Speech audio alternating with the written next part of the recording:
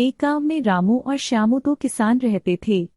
दोनों अपने अपने खेतों में खूब मेहनत करते और फसल उगाते थे, लेकिन दोनों के स्वभाव में बड़ा अंतर था। जहां रामू विनम्र, दयालु, परोपकारी था, वहीं श्यामू लालची और ईर्ष्यालु था। रामू के पास ज्यादा खेती नहीं थी, वह केवल गुजारे लायक ही अनाज पैदा कर पाता था। फिर भी वह संतुष्ट और प्रसन्न रहता था। इतना ही नहीं, वह यथाशक्ति दूसरों की मदद भी करता था।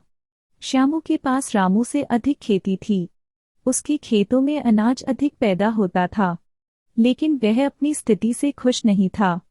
वह हमेशा इसी जुगत में लगा रहता था कि किस प्रकार अधिक से अधिक धन प्राप्त किया जाए। एक दिन जब दोनों अपने खेतों से काम करके लौट रहे थे, तभी रास्ते में एक पीपल के पेड़ के नीचे उन्हें एक महात्मा बैठे हुए मिले। श्यामू ने उनकी ओर कोई ध्यान नहीं दिया और अपने घर चला गया, जबकि रामू ने उन्हें प्रणाम किया और आग्रह करके उन्हें अपने घर ले आया। घर पर उसने उनकी बड़ी सेवा की। महात्मा रामू की सेवा और उसके स्वभाव से बहुत प्रसन्न हुए।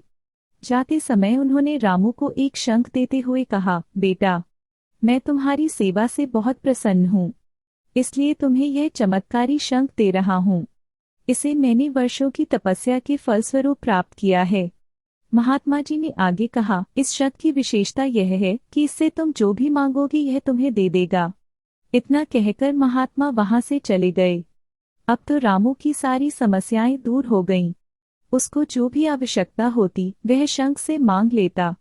थोड़े दिनों में ही उसकी गणना गांव के धनी लोगों में होने लगी। अपनी आवश्यकताओं की पूर्ति के बाद वह धन का सदुपयोग दूसरों की मदद करने के लिए करता। इतना सब होने के बाद भी वह प्रतिदिन अपने खेतों पर काम करता था। श्यामू को उसकी उन्नति से ईर्ष्या होती थी। एक दिन उसने रामू से उसकी उन्नति की राज पूछा। सरल स्वभाव के रामू ने उसे सारी बात बता दी। अब तो श्यामू को अपने उस दिन के व्यवहार पर बड़ा पछतावा हुआ। तभी एक दिन जब श्यामू खेतों से लौट रहा था, उसे वही महात्मा उसी पीपल के पेड़ के नीचे बैठे मिल गए। उन्हें देखकर श्यामू की खुशी का ठिकाना न रहा। उसने सोचा कि वह भी महात्मा जी की सेवा करके रामू की तरह इच्छा पूरी करने वाला शंख प्राप्त करेगा और गांव का सबसे अमीर आदमी बनेगा। वह महात्मा जी के पैरों पर गिर पड़ा और जबरदस्ती आग्रह करके उन्हें अपने घर ले गया। वहां उसने उनकी खूब सेवा की। सुबह महात्मा जी जाने लगे तो वह बोला, महात्मा जी, अपने आशीर्वाद के रूप में कुछ दे दीजिए। महात्मा जी उसके मन की बात जान गए। वह मुस्कुराते हुए बोले, बेटा, मेरे पास ये दो शंख हैं। एक शंख जो मांगोगे वह दे देगा, दूसरा शंख जितना मांगोगे उससे 2 गुना देने की बात कहेगा। श्यामू ठहरा लालची व्यक्ति, उसने तुरंत दूसरा वाला शंख ले लिया। महात्मा जी के जाने के बाद उसने शंख का परीक्षण करने का विचार किया। उसने शंख से 1 बोरी गेहूं मांगा। शंख बोला, 1 बोरी की क्या बात है, आप 2 बोरी ले लीजिए। श्यामू बहुत खुश हुआ। उसने थोड़ी देर इंतजार किया, लेकिन गेहूं की बोरी नहीं मिली। उसने फिर से शंख से 5,000 रुपए मांगे। शंख ने कहा, 5,000 नहीं, आप 10,000 लीजिए। लेकिन इंतजार के बाद भी श्यामू को रुपए नहीं मिले। अब श्यामू परेशान होने लगा। वह शंख से जो भी मांगता, शंख उससे दुगुना देने के लिए कहता, परंतु देता कुछ नहीं था। श्यामू शंख लेकर महात्मा जी के पीछे भागा। गांव से थोड़ी दूर पर उसे महात्मा जी जाते हुए मिल गए।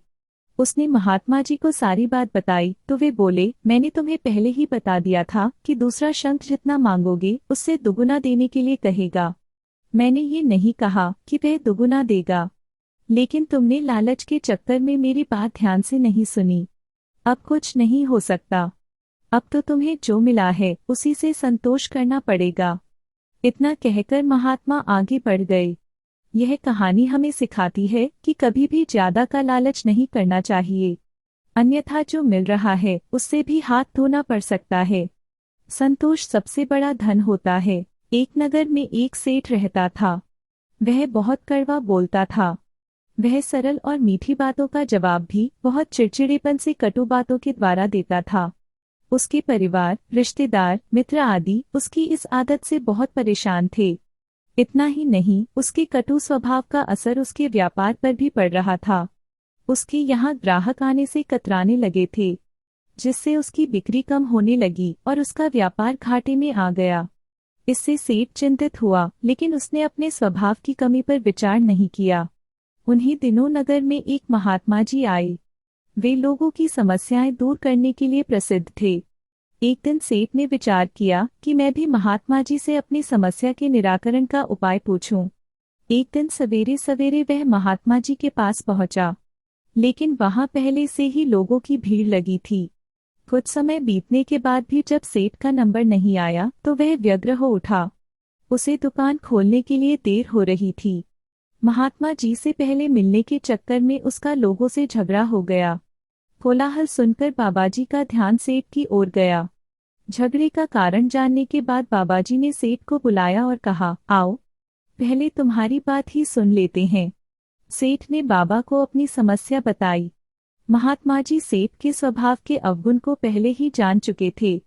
वे बोले, तुम्हारी समस्या का निराकरण बताने से पहले मैं तुम्हें एक कहानी सुनाना चाहता हूँ। कौशल राज्य में एक बहुत ही धनी व्यापारी था। एक बार वह अपने नौकरों को लेकर एक यात्रा पर निकला। रास्ते में एक नगर के पास उसे जोर की प्यास लगी। उसने अपने नौकर को नगर से पानी लेने भेजा। उसने नगर में जाकर देखा कि एक कुएं पर एक अंधा व्यक्ति लोगों को पानी पिला रहा है। उसने अकड़ कर कहा, ओ अंधे, एक लोटा पानी मुझे भी दे दे। यह सुनकर अंधा व्यक्ति बहुत नाराज हुआ। अंधे व्यक्ति ने उसी तरह अकड़ कर कहा, मैं मूर्ख और कटुभाषी नौकरों को पानी नहीं देता। यह सुनकर वह नौकर वापस चला आया। जब सेठ ने यह बात सुनी तो उसने स्वयं जाकर देखने का निर्णय लिया। जब उसने अंधे व्यक्ति को पानी देते देखा तो उसने कहा, बाबा मैं बहुत प्यासा हूँ, क्या आप मुझे एक लोटा पानी देने की कृपा करेंगे? अंधे ने प्रसन्नतापूर्वक कहा, आइए बैठिए सेठ जी और आराम से जल पीजिए।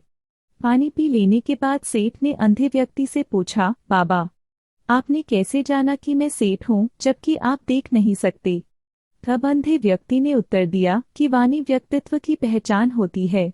किसी व्यक्ति के स्वभाव का अंदाजा उसकी वाणी से सहज ही लगाया जा सकता है। कहानी सुनाने के बाद महात्मा जी बोले, बेटा, इसी प्रकार तुम्हारी भी वाणी ही तुम्हारी सारी समस्याओं की जड़ है। अपनी वाणी में सुधार करो, जिससे तुम्हारे व्यक्तित्व में सुधार होगा। फिर तुम्हारे सारे काम सही हो जाएंगे। यह सुनकर सेठ को अपनी गलती का एहसास हो गया। उसने अपने स्वभाव को बदलने का निश्चय किया। यह कहानी हमें सिखाती है कि हमारी वाणी हमारे व्यक्तित्व का सबसे महत्वपूर्ण अंग है। इससे हम शत्रु भी बना सकते हैं और मित्र भी। तो दोस्तों, कैसी लगी आज की कहानी? अगर अच्छी लगी तो लाइक करें, शेयर करें और चैनल को सब्सक्राइब करना ना भूलें। फिर मिलते हैं एक नई कहानी के साथ।